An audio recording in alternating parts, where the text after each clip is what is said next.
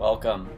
Previously in our course, we recapped the history of the United States from early human migration into the land that would become the U.S. through to the American Civil War. This lecture picks up from that point with the first topic of Reconstruction. Reconstruction is used as a dividing point in U.S. history. Some schools use Reconstruction to end the first semester of U.S. history, while others use it to start the second semester. Here is Reconstruction from 1865 to 1877. The era of Reconstruction is a period of time following the end of the Civil War and localized in the South. President Abraham Lincoln spoke about a house divided prior to the Civil War, and now with the war over, it was time to reconstruct it. In his Gettysburg Address in 1863, Lincoln talked about the nation shall have a new birth of freedom. Reconstruction is an attempt to re-establish the nation as a republic, which it did not achieve in its founding. Reconstruction restructures the South and turns the former enslaved person into an equal member of society alongside their former enslaver and fellow white Americans. That new birth of freedom is the core of the Reconstruction era. The question of what does freedom mean is core to the period. To be free included owning land, or, in terms of labor, the right to economic opportunities. Freedom meant different things to different people, especially in the South, whether black, white, rich, or poor. What is freedom? Is it the bare privilege of not being chained? If this is all, then freedom is a bitter mockery, a cruel delusion. Representative James A. Garfield, Ohio Republican and future President of the United States. Former enslaved people embraced their freedom by breaking away from white supervision of their family, churches, and schools. They indulged in things they could not acquire while in bondage, like having dogs, guns, or liquor. To help in the transition to freedom, in March of 1865, Congress established the Freedmen's Bureau, an agency to establish a working free labor system. The Bureau operated from 1865 to 1870 and functioned like the social policy programs of the New Deal in the 1930s and the Great Society in the 1960s. So this was something new to the United States in the 19th century. It helped establish schools through financing Northern societies committed to black education, provided aid to the poor and elderly, settled disputes between blacks and whites, and secured equal treatment in the courts for black people. The policy of Reconstruction was executed from the executive, starting with Lincoln and then Andrew Johnson, his successor. Johnson was a Southerner from Tennessee who stayed loyal to the Union upon the start of the Civil War. He was the only Southern senator who did not participate in the secession crisis. He was a foe of the large plantations. He was a defender of the Union, a true Jacksonian Democrat.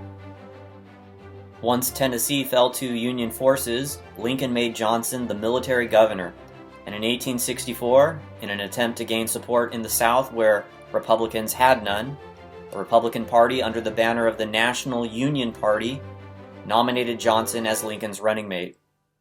Upon Lincoln's assassination, Johnson, a stubborn, intolerant of criticism, and racist man, became the 17th president, and thus in charge of Reconstruction. Presidential Reconstruction lasted until 1867. During that time, Johnson was lenient to the former rebels, who eventually were elected to power, allowing violence toward the former enslaved persons and white allies from the North. Black codes were passed by the new Southern state governments, which were laws attempting to regulate the lives of the former enslaved people.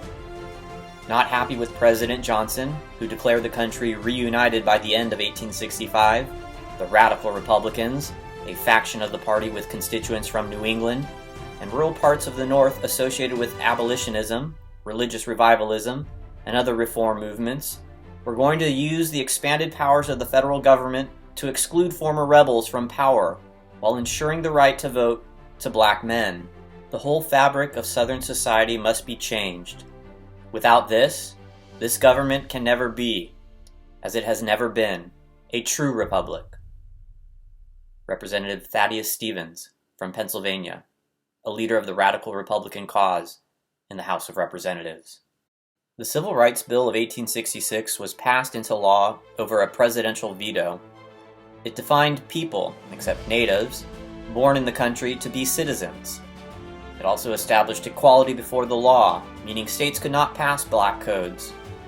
The 14th Amendment enshrined all of this into the Constitution in 1868, empowering the federal government to protect the rights of all Americans.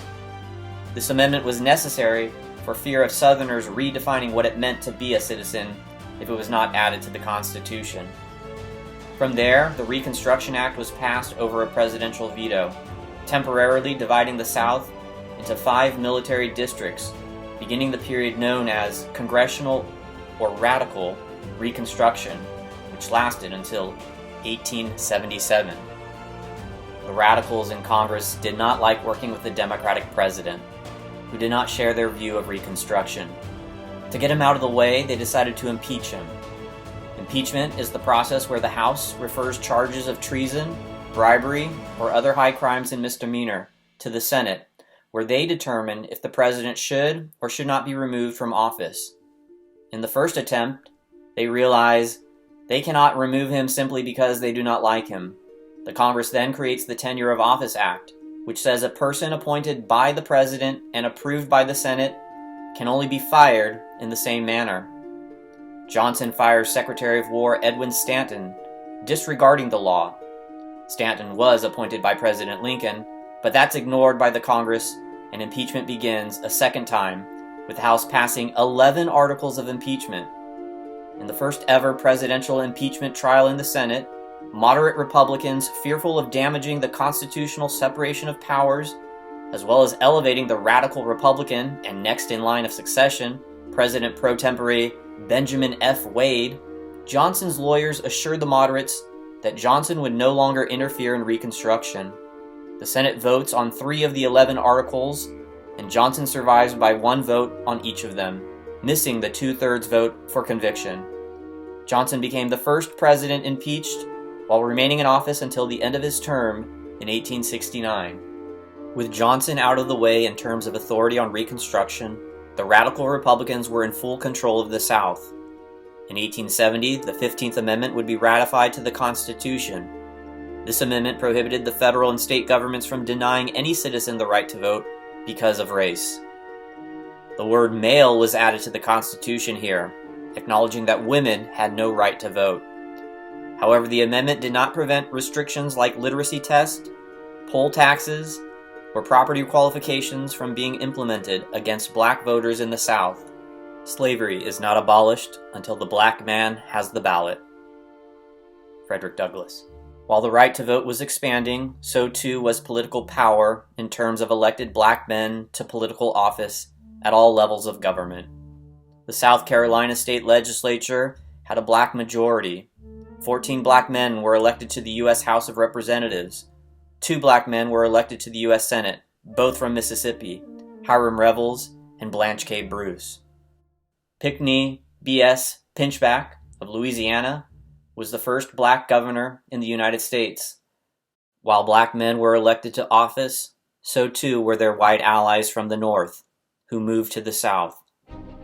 Known as carpetbaggers, because they packed up their belongings and moved south, some were corrupt, while others were interested in assisting the former enslaved achieve political equality.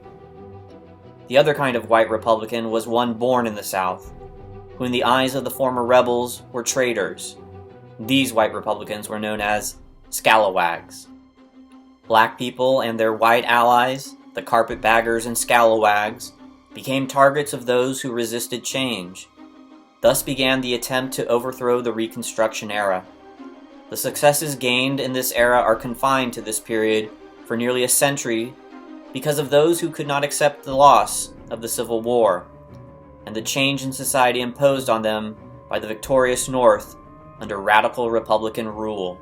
The resistance to change came in the form of secret societies. The most notorious of them was the Ku Klux Klan. Supported by the Democratic Party, the KKK was a domestic terrorist group who targeted blacks, carpetbaggers, and scalawags, anyone defending black equality. Through the enforcement acts, these terrorist societies were outlawed and gave the president, Ulysses S. Grant, the power to use the army against them. The Klan went out of existence by 1872, for the time being. The terror tactics were replicated throughout the South, but there was more to that which contributed to the overthrow of Reconstruction, which was not confined to the South. Racism in the North contributed to disinterest in Reconstruction in the waning years of the era, as Northern opponents of radical Republican policy grew in the liberal Republicans, not a wing of the Grand Old Party, but an opposition party, who used racist rhetoric to explain away quote-unquote failures of Reconstruction. There was also an economic depression in 1873. Republican interest in the problems of the South were waning, as violence increased in the South with no support from the North. Like earlier against the KKK, Democrats known as Redeemers came to power in 1874. Before the new Congress came to power at the end of 1875, the old one passed the last civil rights legislation until 1957. The Civil Rights Act of 1875 outlawed discrimination based on race in public accommodations, like in hotels and theaters. The Supreme Court in 1883 would rule that Congress could not outlaw individuals from racial discrimination. Just as the election of 1860 triggered the start of the secession crisis and the Civil War, the election of 1876 triggered the end of the Reconstruction era. The election pitted Ohio Governor Rutherford B. Hayes against New York Governor Samuel Tilden. Tilden won 50% of the popular vote, and 1 vote shy of the Electoral College majority. However, 3 southern states, South Carolina, Florida, and Louisiana, presented 2 sets of electoral results, 1 for each candidate. Those 19 votes could not be awarded. In 1877, Congress was unable to resolve the electoral problem, and so they established and appointed a 15-member electoral commission with Republicans in the majority, with 8 members to 7 Democrats. A compromise or bargain was made, giving Hayes the 19 disputed electoral votes and thus the presidency, and Democrats control of the South. Reconstruction continued into the 1890s, with black men voting and being elected to office. However, federal authority in protecting the rights of the former enslaved people had ended in 1877, bringing about a conclusion to an era in the history of the United States. And with Supreme Court decisions in 1883 and 1896, black people would be reduced to second-class citizen status.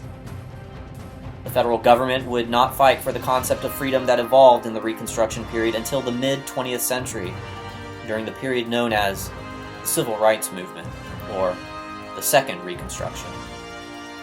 The next lecture will look at the years after the Civil War outside of the South during the Gilded Age.